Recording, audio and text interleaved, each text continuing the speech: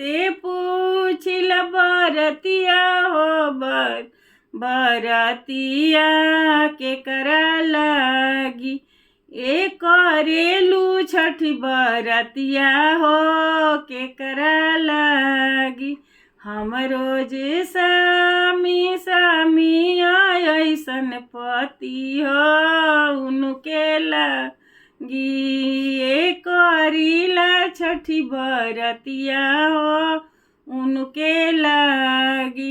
ए करीला छठी बरतिया हो उनके लागी। हमरो जे बेटा सानिया ऐसन बेटा हो उनके लागी। ए करीला छठी बरतिया हो उनके लागी।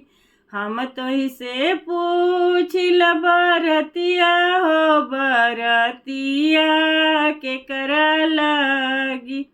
ए करेलू छठी बरतिया हो के करा लागी।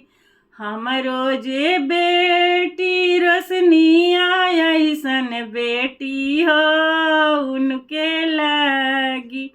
ए करीला छठी बरतिया हो उनके लागी। ए करीला छठी बरतिया हो उनके लागी।